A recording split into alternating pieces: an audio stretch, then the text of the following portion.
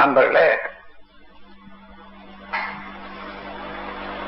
இந்த உடற்பயிற்சிய பற்றி உங்களுக்கு சில விஷயங்களை சொல்லணும். ரொம்ப பேருக்கு உடற்பயிற்சி உடம்புல நோய் தீர்க்குது அப்படி இப்படின்னு நினைச்சிட்டு இருக்காங்க. அதோட சரி, நாம பல பிறவி தொடராகத்தான் இங்க இந்த பிறவி வந்திருக்குது. அந்த பிறவி தொடராக செய்த ஒவ்வொரு செயலுக்கும் இந்த அணு அடுக்குக்கு ஒரு ரிலேஷன்ஷிப், ஒரு தொடர்பு உண்டு. அப்பா எந்த காரியம் செய்தாங்களோ அதே காரியத்தை மகன் செய்யறது சுலபமா இருக்கும். காரணம், அங்க brain cells arrangement, body cells arrangements இதெல்லாம் அதை தொடர்ந்து வருது. அப்படி சில இடங்கள்ல நாம் செய்த தவறு உடல்ல நோயா வர்ற போது உடம்புல சில இடங்கள்ல செல்ஸ் தாறுமாற இயங்கும். எந்த நோய் உள்ள இருந்தாலும் சரி அல்லது சாதாரணமா பிறவியிலேயே கூட சரி, எல்லா விதமான டிஸ்டர்பன்ஸ், செல்ஸ் அரேஞ்ச்மெண்ட்ஸ்ல உள்ள டிஸ்டர்பன்ஸ் எல்லாவற்றையும் சரிப்படுத்தி அது புதுப்பிக்கக்கூடிய அளவுக்கு உள்ளதான் நம்முடைய உடற்பயிற்சி. அது மனசுல வச்சுங்க. ஏதோ கையை தூக்க சொல்றாங்க, கையை கீழே போட சொல்றாங்க, அப்ப மூச்சு போட சொல்றாங்கன்றது இல்லை. நீங்க இந்த பயிற்சியை வேற எங்கேயாயினும் பார்த்திருக்கீங்களா? நம்ம மன்றத்துல தவிர வேற எங்கேயாயும் நம்ம பயிற்சி ஏதோ ஒன்னு ரெண்டு இதை ஒத்து வரும். அத நான் ஒவ்வொன்றாக ஆரம்பிச்சு செய்து பார்த்து ஒரு விஞ்ஞான முறையில, உதாரணமா நான் முதல்ல என்ன செய்யணும்னு சொல்றேன்னா, பூட்டு விடணும் உடம்புல. அதாவது டென்ஷன் இருக்கும், இறுக்கம் இருக்கும், சதையில இருக்கும், சதைக்கு எலும்புகளுக்கும் ஒரு இறுக்கம் இருக்கும். அத ரிலாக்ஸ் பண்ணணும் முதல்ல. அதற்காக நீங்க நின்று மேல தூக்கி, கைய மேல தூக்கி மூச்சு போடுறீங்க. அந்த மூச்சு போடுற போது எந்த கைய தூக்கி மூச்சு போடுறதுல ஏன் கீழே வச்சு மூச்சு போடக்கூடாது? அப்படி இல்லை. இது வரைக்கும் நம்ம தினந்தோறும் செய்யற செயல்லையோ அல்லது எந்த தொழிலையோ தோலுக்கு ரத்தம் ஓடுறதுக்கு நீங்க என்ன செய்றீங்க? இது வரைக்கும் தோலுக்கு ரத்த ஓட்டம் வர்றதுக்கு ஒண்ணு செய்யறதில்லை. அப்படி எந்த வேலை செய்தாலும் கையை கீழே போட்டா செய்யறோம். இந்த தூக்கி இங்கிருந்து ரத்தம் இங்க வர்ற அளவுக்கு எந்த வேலையும் நம்ம செய்யறதில்லை. சரி, அப்போ 4 மூச்சு போட்டு பார்த்தேன். 4 மூச்சு போடுற போது அங்க இருந்து நீ நல்லா இறங்குறதே தெரியுது. ரத்தம் இறங்கி தோல்ல வருது. அதன் பிறகு தோல்ல வந்த பிறகு கீழே இப்படி தூக்குற போது என்ன ஆச்சு பாருங்க. லங்ஸ் மேல் பக்கம், அதனுடைய எக்ஸ்ட்ரீம் அப்பர் போர்ஷன், இந்த ரெண்டு நுரையீரலும் மேல் பகுதி விரியுது. நீங்க அப்படி தூக்கி மூச்சு போட்டு பாருங்க. கைய தூக்கி மூச்சு போட்டு பாக்குற போது மேல் பக்கம் நல்லா விரியுது. அது விரியாதையே சுருங்கி சுருங்கி சுருங்கி போக போக போக சிலருக்கு அதனால லங்ஸ் டிசீஸ் வரும். சில இடங்கள்ல காத்து இதுவா இருந்தா அதை சுத்தம் பண்ணாத அதனால கெடுதல் வரும். அதையெல்லாம் அந்த பயிற்சியில நாம் சரிப்படுத்திக் கொள்ளலாம். இங்கே இப்படி தூக்கி போடுற போது இப்படி வருத, கையை கீழே போட்டு அந்த 3 மூச்சு 2 மூச்சு இருக்கிற வரைக்கும் என்ற போது இங்க இருந்து எதிர்ப்புறமா ஓடுது ரத்தம். மறுபடியும் அதை கீழே போடுற போது அதே இடத்துக்கு வருது. எப்படி ரத்த ஓட்டம் தானாகவே பாஸ்டர்னால ரத்தம் இங்க இருக்கக்கூடிய ரத்தம் இங்க வர்றதுக்கும் மறுபடியும் அதை திரும்பி வர்றதுக்கும் சாதாரணமா தானாகவே ரத்த ஓட்டத்தை ஏற்படுத்துறோமா, அதே போல இந்த கீழே போச்சு வச்சுட்டு நீங்க மூச்சு போட்டீங்கன்னா லங்ஸ் கீழ்பக்கம் விரியும். இந்த சயின்ஸ், இந்த விஞ்ஞான அறிவோட தான் இந்த கைய மேல தூக்கி அதுக்கப்புறம் நீங்க ரத்தம் கொடுத்துட்டீங்க, அதுக்கப்புறம் சுழற்றும். எவ்வளோ பேரு 35 வயசு 40 வயசுக்கு மேல கைய தூக்க முடியாத இருக்காங்க. ரொம்ப பேரு 40 வயசு 45 வயசுக்கு மேல எழுத்து எல்லாம் மாறிடும். எவ்வளவு அழகா எழுதி இருந்தவங்க கூட அதுக்கப்புறம் எழுத்து மாறவே முடியாது. இப்ப நீங்க பாத்தீங்கன்னா எனக்கு இப்ப கூட நான் எழுதுற எழுத்து ஒன்னும் மாறதில்லை. முன்னைய விட இன்னும் நல்லதான் இருக்குது அந்த எழுத்து. காரணம் என்னன்னா அந்த இங்க இருந்து விரல் வரையில ஓடுற ரத்த ஓட்டத்துல அது நம்ம மெயின்டைன் பண்ணிட்டு வரோம். அதனால்தான் அப்படி ஒவ்வொன்றும் பாருங்க. இந்த மூச்சு பயிற்சி இருக்குதே, மற்ற பிராணாயாமத்துல எத்தனை விதமான பிராணாயாமம் இருக்குமோ அவ்வளவு நான் பயிற்சி செய்து பார்த்திருக்கேன். சூக்ம பிராணாயாமம்னு ஒண்ணு உண்டு, அது தம்பன பிராணாயாமம்னு ஒண்ணு உண்டு, சாதாரணமா நாடி சுத்தி பிராணாயாமம்னு உண்டு. எல்லா பிராணாயாமம் செய்து பார்த்தேன். பிராணாயாமத்துல ஒரு போதை எல்லாருக்கும் ஒரு ஆசை கூட இருக்குது. அது ஏன்னா பிராணாயாமம் செய்தா அப்படி ஆகும் இப்படி ஆகும் அன்னிட்டு ஏதோ சொல்லியிருக்காங்க. அது இல்லாத இல்ல, ஒரு அளவுதான் அதை பிரமாதப்படுத்தி இருக்காங்க. ஒண்ணு நினைவு வச்சுங்க, நாம விடுற மூச்சில இழுக்கிற மூச்சு 12 அங்குலம் கியூபிக் இன்ச்சஸ். இப்போ இதுல எல்லாம் நூல்கள்ல வர்றதெல்லாம் பாத்தீங்கன்னா இன்ச்சு கணக்கு தான். அப்போ எல்லாம் இந்த இப்போ வரக்கூடிய சென்டிமீட்டர் இல்ல, அதுல எந்த நூல்கள்ல வந்ததுன்னா அது இன்ச்சு கணக்கு தான். அந்த இன்ச்சுன்றது அதாவது 12 கியூபிக் இன்ச்சஸ் எவ்வளவு ஏர் வருமோ அந்த அளவுக்கு ஆக்சிஜனை நம்ம இழுக்கிறோம் சாதாரணமா. அப்படி இழுக்கிற போது நம்ம விடுறது எவ்வளோ அத கணக்கு போட்டாங்க. அந்த கணக்கு எடுத்தா 16 அங்குலம் விடுறோம். இழுக்கிறது 12, விடுறது 16. எவ்வளவு நேரம்?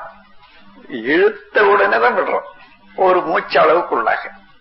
இந்த 16க்கு 4 அங்குலம் எங்கிருந்து வந்தது? அதாவது கார்பன் டை ஆக்சைடு, உடம்புல எரிந்து போகக்கூடிய காற்று இருக்குத, அந்த காற்று குடிப்போம், வேஸ்ட், கரியமில வாயு. அதனாலதான் இழுக்கிறது 12, விடுறது 16. ரொம்ப பேரு இத தம்பரம் மூச்சு பிடிச்சா நல்லதுன்ட்டு 20 எண்ணணும், 25 எண்ணணும், 30 எண்ணணும் பிடிச்சுக்கிட்டு கொஞ்சம் உற்சாகமா இருக்கும். இன்னொன்னு, எது இயற்கையான முறையில ஓடிக்கொண்டே இருக்கிறதோ, அதாவது அட்டானமஸ் நர்வஸ் சிஸ்டத்துல இருக்கிறதெல்லாம் நாம செயல்முறையில அதை தடுக்கவோ அதை அடக்கவோ கூடாது. அப்படி செய்தோம்னா நாம அத மூச்சு பிடிச்சு வைக்கிறது என்னன்னா அதை தடுக்கிறோம். அது தானாக இயங்குது பாருங்க. நீங்க சரியா மூச்சு விட்டு பாருங்க. ஒரு நிமிஷத்துக்கு 18 தானே வருதுங்க, 18 மூச்சு வரும். அந்த 18 மூச்சு வலுக்கு தகுந்தவாறு கொஞ்சம் குறையும் கூடும், கொஞ்சம் கூடுதலா கூட சிலருக்கு போகும் பலகீனத்தினால. அப்போ அந்த 18 மூச்சுக்கு நமக்கு நல்ல ஆக்சிஜன் கிடைச்சி போச்சுன்னா போதும். அப்போ நாம உட்கார்ந்து இருக்கீங்களே, இப்படி உட்கார்ந்துருப்போம் அல்லது இப்படி உட்கார்ந்துருப்போம். அப்போல்லாம் அந்த பக்கம் சுருங்கும், மற்ற பக்கம் விரியும். எப்பொழுதுமே சமமாக உட்கார்ந்தோம்னா அதுதான் நேரா உட்காரணும் சொல்லுவாங்க. அது எதுக்கோ சொல்றாங்கன்னு நாம நினைக்கிறோம். அது எந்த பக்கம் உட்கார்றோமோ இப்படி இருந்தா இந்த பக்கம் விரிவு இருக்கும், இந்த பக்கம் சுருங்கும். அப்படியெல்லாம் சிலருக்கு சுருங்கி போச்சுன்னா அதே காரணத்தினால போதிய ஆக்சிஜன் கிடைக்காதனால லங்ஸ் டிசீஸ் வர்றதெல்லாம் அதுவே தான். இவங்களுக்கு லங்ஸ் டிசீஸ் வர்றத இவங்க சரியா தீர்த்து கொள்ளலன்னு வச்சுங்க அப்பா அம்மா. அதே லங்ஸ்ல அந்த பதிவுல உடல்ல காது மூக்கு கண்ணு எல்லாம் எப்படி அங்க பதிவாகி கருவில அது உருவாயிட்டு வருதா, இந்த வீக்னஸ் கூடவே தான் வரும். அதனாலதான் இத ஹெரிடிட்டரி டிசீஸ் சொல்லுவாங்க சிலத. அந்த மாதிரி வர்ற போது அப்பா சம்பாதிச்சது அதுதான் சம்பாத்தியத்தை கூட அப்பா சம்பாதிச்சது பிள்ளைக்கு தான் வரணும்ன்ற ஒரு நீதி வந்தது. என்னன்னா அவர் உடலு அது இது பாவம் புண்ணியம் எல்லாத்தையும் கொடுக்கறாரு இல்லையா, அதை வாங்கிக்கிறவங்க தான் சொத்து கூட சேரணும்னு வச்சிருக்காங்க போல. அது ஒரு அளவுல நீதியாக தான் இருக்குது. அது அந்த மாதிரியில இப்ப நாம் இப்ப புதிய இத எவ்வளவு கம்ப்ளீட்டா தீர்க்காத போனாலும் பெருமளவுல இந்த உடல் இயக்கத்தை சரிப்படுத்துறோம் இந்த எக்ஸசைஸ் மூலமாக. அதே போல நீங்க பாத்தீங்கன்னா ஒவ்வொரு எக்ஸசைஸும் மகராசனம் இருக்குதுங்களே, நீங்க வேற ஏதாவது எந்த பயிற்சி ஏதாவது இருக்குதா? இல்ல. முதுகெலும்ப ரிலாக்ஸ்டு பாஸ்டர்ல ஒவ்வொரு கரணையா சுத்துறதுக்கு வேற எந்த பயிற்சியும் கிடையவே கிடையாது. அதுக்கு நான் எப்படி கண்டுபிடிச்சேன்னு பாருங்க. இப்போ சாதாரணமா இருந்து நீங்க அப்படி பெறற போது மேலதான் இங்கதான் பெறலும், அதாவது பண்ணும். அதுக்கப்புறம் மடிச்சு போடுறீங்க பாருங்க, அதை விட அடுத்த இதுல அந்த கரணை மறுபடியும் இங்க கால் மேல கால் போட்டு இப்படி செய்யற போது அதுக்கு அடுத்ததுல வரும். அது இங்க போடுற போது கீழே இன்னும் எவ்வளவு கீழே உருளணுமோ அந்த மாதிரி உருளும். ஒவ்வொரு பாஸ்டருக்கும் இடம் மாறுது. அந்த முதுகெலும்புல கரணைகள் அப்படி தினந்தோறும் அது நாம் இயக்கி விட்டுட்டே இருந்தா அங்க நரம்புகள் நல்லா இருக்குது. அந்த நரம்புகளுக்குள்ளாக உள்ள ஓடிக்கொண்டிருக்கக்கூடிய திரவம், இன்னும் செக்ஷுவல் வைட்டல் ஃப்ளூயிட், இவைகள் எல்லாம் மூளைக்கு போகக்கூடிய சக்தி எல்லாமே நல்லா இருக்குது. அதோட இந்த எண்டோகிரைன் கிளாண்ட்ஸ் சொல்லுவாங்களே, அந்த ஆதாரங்கள் எல்லாமே அதை ஒட்டி தான் இயங்கிட்டு இருக்கு. அதனால அதையெல்லாம் ரெகுலரா வச்சுக்கும். ஏற்கனவே சில எண்டோகிரைன் கிளாண்ட்ஸ் சரியாக இயங்கலைன்னு சொன்னாலும் இந்த மகராசனம் ரொம்ப நல்ல முறையில கொண்டு வந்துடும். சிலருக்கு முடியாம இருந்தா அல்லது பெண்கள் கவிழ்ந்து படுத்துக்கு செய்யறத வேணுமானா நிறுத்திக்கலாம், அதுவும் அவசியம்தான். ஏதாயிலும் சில சிரமம் இருந்தா அதை வேணுமானாலும் நிறுத்திக்கலாமே தவிர, மற்றபடி இந்த மகராசனம் ஒரு அற்புதமான ஒரு கலை. இதுக்கு மச்சாசனம்னு ஒண்ணு ட்ரெடிஷனல் ஆசனம் இருக்குது. அப்படின்னா இப்படி வச்சுக்கிட்டு இப்படி சுத்துவாங்க. அதுல எவ்வளவு டென்ஷன் இருக்குது, எவ்வளவு ஸ்ட்ரெயின் இருக்குது தெரியுங்களா? அதுல அதுவும் அந்த உடல் இத முறுக்கிறது தான். ஆனா அதுக்கும் நீங்க படுத்துட்டு ரிலாக்ஸ் பண்ணி இந்த மகராசனம் போடுறதுக்கு எவ்வளவு வித்தியாசம் இருக்கும்னுட்டு அவங்க செய்யறவங்களையும் பாருங்க, நீங்களும் செய்து பாருங்க ரெண்டு. அந்த மாதிரி ஒவ்வொரு பயிற்சியும் இப்போ வரையறுக்கப்பட்டது. ஆழ்ந்து சிந்தித்து இரண்டாவது செய்து பார்த்து அதனுடைய பயன் கண்ட பிறகுதான்.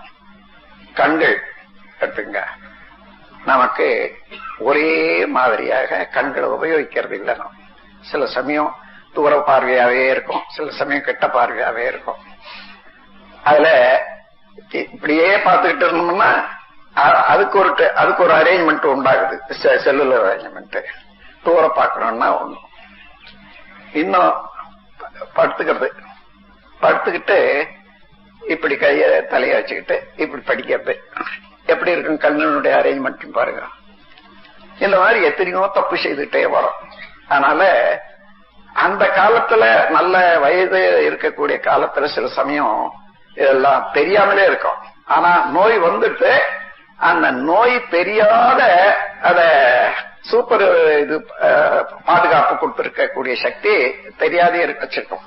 ஆனா வயதான பிறகு வயது கொஞ்சம் தளர்ற காலத்துல நாம என்ன தப்பு செய்தாலும் அந்த பதிவுகள்ல அந்த சமயத்துல எடுத்து காட்டும். இது ஒரு இயற்கையாகவே இருக்குது. அதனால இளம் வயசுலயே எல்லா எக்ஸசைஸும் செய்துட்டு வரக்கூடியவங்களுக்கு கடைசி வரைக்கும் முதுமையினுடைய துன்பம் ஒரே கைய நாம் இப்படி வச்சு இப்படி வைக்கிறோம் இல்லையா?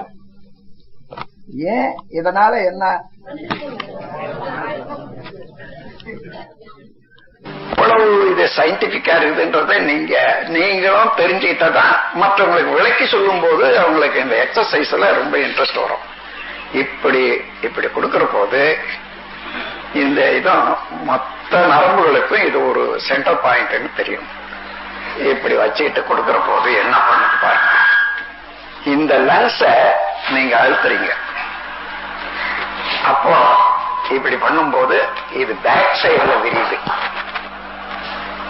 இது சாதாரணமா இருக்கு. இப்படி செய்யற போது இந்த லென்ஸ் பேக் சைடுல விரியுது. நீங்க அப்படி வச்சு அப்படி வைங்க. வச்சு ரெண்டு பக்கமும் பேக் சைடுல விரியுதா இல்லையா பாருங்க.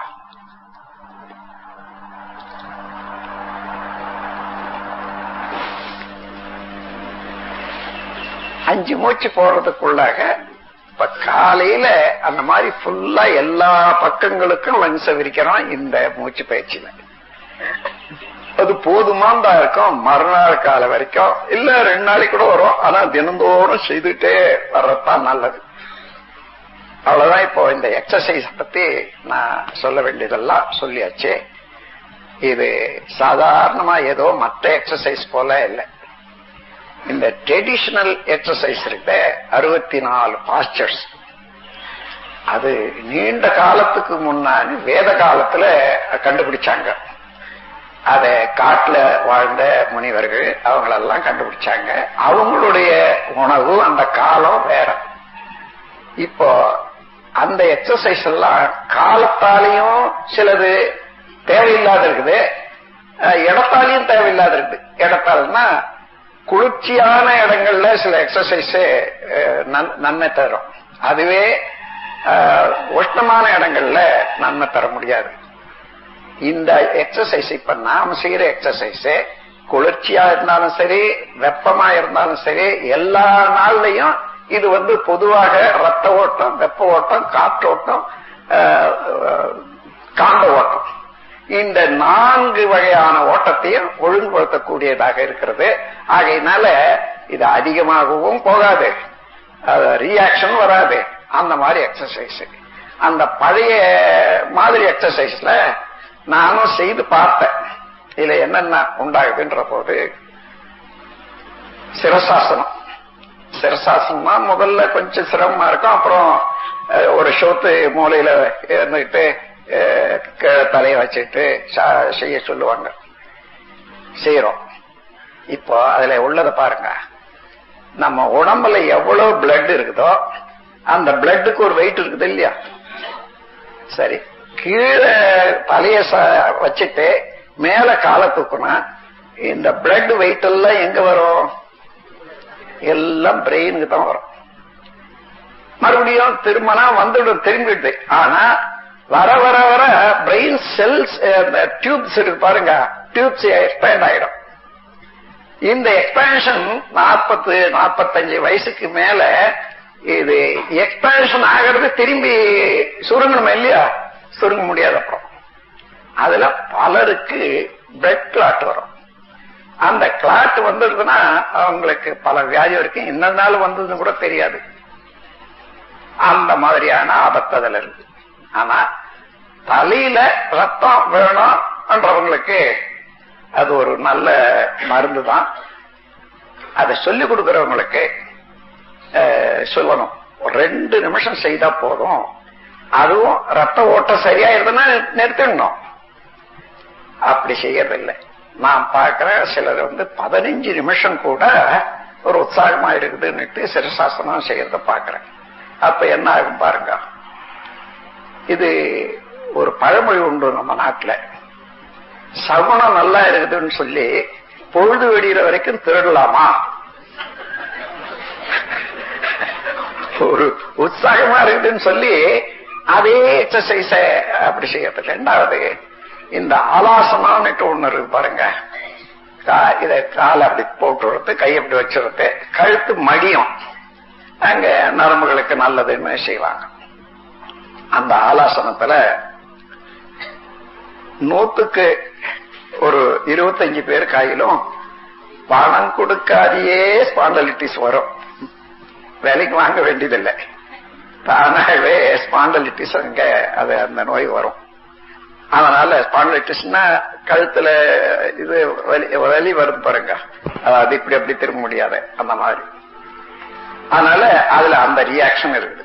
அதேதான் இந்த சர்வாங்காசனத்திலயும் அதே ஆபத்து இருக்குது. கொஞ்ச நேரம் செய்யலாம், ஒரு நோய்க்காக செய்யலாம், நோய் தீர்ந்த பிறகு அதை நிறுத்திடணும். அதை நிறுத்துறது இல்லை, அதனுடைய தன்மையும் தெரியறது இல்லை. அது அந்த மாதிரி ஆபத்து இல்லாத நல்ல 8 வயது குழந்தைகள்ல இருந்து செய்ய வேண்டிய எக்ஸசைஸ் நம்முடைய எக்ஸசைஸ். எல்லாம் செய்யலாம். எது வரைக்கும் செய்யலாம்? எவ்வளவு கவனாலும் அது செய்ய முடிகிற வரைக்கும் செய்யலாம். 100 வயசா இருந்தாலும் கூட இதை செய்யலாம். அந்த அளவுக்கு இந்த எக்ஸசைஸினுடைய உண்மையான மதிப்பை ஒவ்வொருவரும் தெரிந்து கொண்டு நீங்க சொல்லிக் கொடுக்கறது நல்லது. அதன் பிறகு இந்த உடல் எப்படியாச்சா, எப்படி அந்த செல்கள் அரேஞ்ச்மெண்ட் வேலை செய்து பாருங்க. டைப்ரைட்டிங் போறோம், அது ஒரு எழுத்தா 2 எழுத்தா சொல்லிக் கொடுக்குறாங்க. ஒரு மாசத்துல ஒரு வார்த்தை வரும். அப்போ 4 மாதத்துக்குள்ளாக 40 வேர்ட்ஸ் பெர் செகண்ட் வரும். இது முதல் நாளைக்கு 2 நாளைக்கு வரலையே. அப்போ செய்து செய்து செய்து செய்து அந்த அரேஞ்ச்மெண்ட்ஸ் வந்துட்ட பிறகு அண்டுன்னு நினைக்கிற போதே அந்தந்த விரல் அந்தந்த இதை டச் ஆகுது, அந்த கோஆர்டினேஷன் வருது. அந்த மாதிரி இன்னும் ஸ்பீடா அடிக்க போது 100 வார்த்தை கூட அடிப்பாங்க. இதெல்லாம் எப்படி அந்த செல்லுலர் அரேஞ்ச்மெண்ட்ஸ் பார்க்கிற போது அந்த மாதிரி வருது. அத மாதிரி எந்த விதமான தகராறு இது வரைக்கும் நாம் செயல்ல செய்து அதாவது ஹெரிடிட்டரி எஃபெக்ட் ஆக இருந்தாலும் கூட அதையெல்லாம் சமப்படுத்தி கொண்டு வர்றதுக்கு நம்ம உடற்பயிற்சி ரொம்ப முக்கியமானது என்று தெரிஞ்சுக்கணும்.